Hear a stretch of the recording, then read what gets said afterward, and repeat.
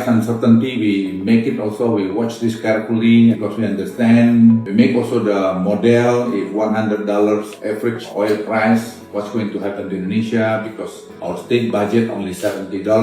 So the deficit like 200 something trillion rupiah. So what should we do in order to solve this? Something like that. So we are quite detailed to look at this problem.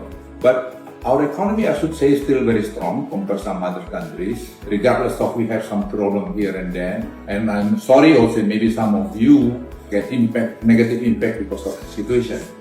But I can tell you also our inflation still manageable, I think 2.4. We're trying hard to bring down, but to be honest to you again, because of the oil price, we grew last quarter's 5.61%.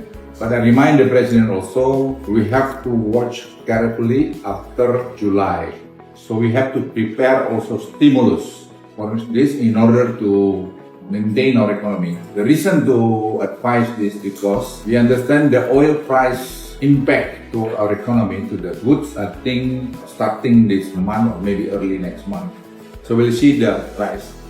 We met yesterday with OJK and I encourage OJK to use also AI to make more transparent within the capital market. So to avoid people play around within the capital market. President agreed promoting the GovTech support by AI. On the fuel price, what we observe is, I think if you see, there are some offsetting here. If you see in the last 15 to 16 years here, the correlation of the commodity price with the oil price is quite significant. It's about 70%, which means that if the oil price is increasing, we will see our main commodities also increasing. We have been very careful with the subsidy fuel price because based on our data, it's quite different with the last 10 years here. If you see the statistic in 2014, it is true that most of this fuel subsidy enjoyed by the top 40% of the population, the richest 40% of the population. But based on the latest survey in 2024,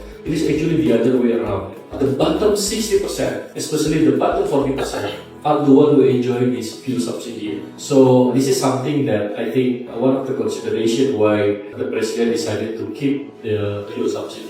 Indonesia is also currently developing the special economic zone for the financial sectors, or we call it like Indonesia Financial Center, to improve investor confidence and also legal certainty. So there are a few aspects on this. For example, we will introduce internationally familiar legal frameworks. We're going to implement the common law practice in the special economic zones. So more efficient dispute resolutions.